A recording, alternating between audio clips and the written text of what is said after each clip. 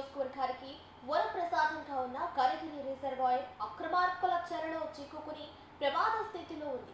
British హయాంలో తాగు సాగునీరు అందించేందుకు అప్పట్లో పటిష్ట నిర్మాణాలతో రిజర్వాయర్ను బలంగా నిర్మించారు.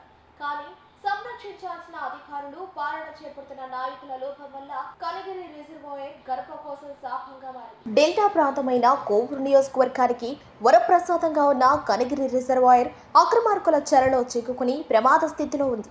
బ్రిటిష్ హయాంలో త్రాగు సాగునీరు అందించేందుకు అప్పట్లో పటిష్ట నిర్మాణాలతో రిజర్వాయర్ను బలంగా నిర్మించారు.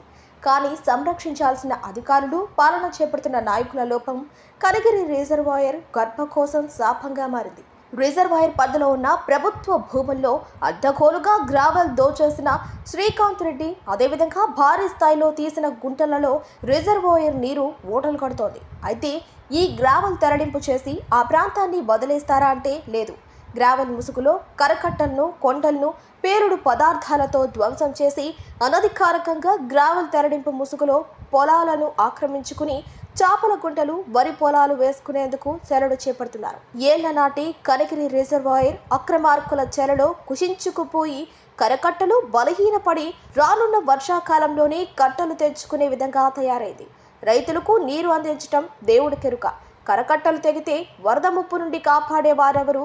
ఇదే వరద సంభవిస్తే కొన్ని గ్రామాలు కొట్టుకుని పోయే పరిస్థితి కూడా ఉంది. ఈ పాపం అధికారులదా, పాలిస్తున్న నాయకులదా అనే మర్మం దేవుడి కెరుక. స్థానిక ఎమ్మెల్యే వేమిరెడ్డి ప్రశాంత్ రెడ్డి ఎన్నికల ప్రచారంలో భాగంగా వవ్వేరు గ్రామంలోని 19వ వార్డు సందర్శనలో స్థానికులు వవ్వేరు టీడీపీ నాయకులు ఆమె దృష్టికి తీసుకువెళ్లగా పరిశీలించిన ఆమె ఆ గ్రావెల్ దందా చేసిన వారు ఎంతటి వారైనా సరే ఎవరిని వదిలిపెట్టనని, ఎంత దోచారో అంతా తిరిగి కక్కిస్తారని కరకట్టలను ధ్వంసం చేసి 20 నుంచి 30 అడుగుల గోతులు తవ్వటం, దీన్ని ఊరికే వదలబోమని వాళ్ళపై కఠిన చర్యలు ఉంటాయని అన్నారు. అదేవిధంగా రిజర్వాయర్ అభివృద్ధికి తోడ్పాటు అందిస్తామని హామీ ఇచ్చారు. కానీ గత వైసీపీ ప్రభుత్వంలో విచ్చలవిడిగా గ్రావెల్ మాఫియా చేసిన కోటంరెడ్డి శ్రీకాంత్ రెడ్డిని ఎమ్మెల్యే అధికారంలోకి వచ్చిన తర్వాత తిరిగి పార్టీలో చేర్చుకుని పార్టీకి చెడ్డ పేరుతో పాటు అతని దందాలకు తావిచ్చినట్టుగా అటు నాయకులు, ఇటు గ్రామ ప్రజలు చర్చించుకుంటున్నారు. ఇకనైనా ఇలాంటి వాళ్ళని పక్కన పెట్టి పార్టీ బలోపేతానికి కనిగిరి రిజర్వాయర్కి తగిన న్యాయం చేయవలసిందిగా ప్రజలు కోరుకుంటున్నారు. అదేవిధంగా ఇలాంటి వాళ్ళని తెలుగుదేశం పార్టీకి దూరంగా ఉంచాలని, లేకపోతే ఆ గ్రామంలో తెలుగుదేశం పార్టీ కనుమరుగయ్యే అవకాశాలు మెండుగా ఉన్నాయని తెలుగుదేశం పార్టీ నాయకులు, కార్యకర్తలు ఆవేదన చెందుతున్నారు. ఓవేరు గ్రామం బుచ్చిరెడ్డిపల్లి మండలం 19వ వార్డు.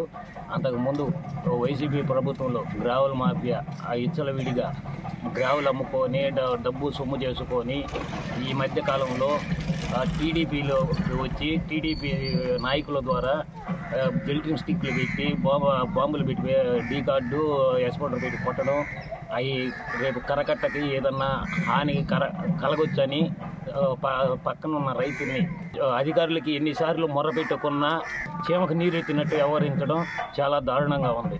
వైసీపీ ప్రభుత్వంలో నల్లరెడ్డి ప్రసన్న కుమార్ రెడ్డి అండదండలతో గ్రావెల్ మాఫియా విడిగా తయారయ్యి మట్టి మొత్తం కొల్లగొట్టిన కోటిరెడ్డి శ్రీకాంత్ రెడ్డి, లలితమ్మ వాళ్ళు కొల్లగొట్టి గ్రావెల్ అమ్ముకొని ఇప్పుడు టీడీపీ అండదండలతో బాంబులు పెట్టి పేల్చడం జరుగుతుంది.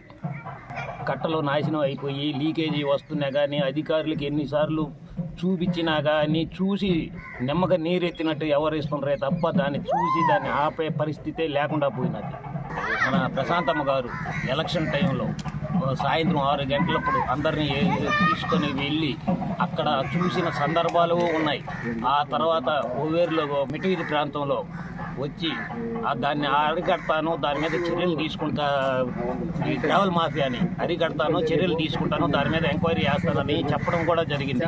కానీ ఇంతవరకు ఏదీ లేదు. మొన్న కార్పొరేషన్ ఎలక్షన్లో వైస్ చైర్మన్గా ఇది చేసేటప్పుడు వీళ్ళు మద్దతు ఇవ్వడం ద్వారా ఇప్పుడు ఎమ్మెల్యే గారికి తెలియకుండా జరగతుందా అని ఓవేరు గ్రామస్తులందరూ పదే చర్చించుకోవడం జరుగుతుంది. తెలుగుదేశం పార్టీకి చెడ్డ పేరు వచ్చే విధంగా ఇదేంది బాంబులు పెట్టి పేల్చడం. వీడియో క్లిప్లు కూడా మీకు చూపించా. గారు ఒకటికి 3 సార్లు రావడం జరిగింది అక్కడికి. ఈ కనిగిరి రిజర్వాయర్ వాళ్ళు ఏఈ గారు, డిఈ గారు కూడా వచ్చి చూసి అతన్ని ఆపి 2 రోజులు మాత్రమే పని చేయనీయకుండా చేశారు. తర్వాత మళ్ళీ ఇచ్చలవిడిగా వాళ్ళకి సొమ్ము ముట్టడంతో ఇచ్చలవిడిగా మళ్ళీ పెట్టరేగిపోవడం జరుగుతుంది. కానీ ఈ విషయం మీద ఎమ్మెల్యే గారు కానీ కలెక్టర్ గారు కానీ చొరవ తీసుకొని తదుపరి చర్యలు చేపట్టాల్సిందిగా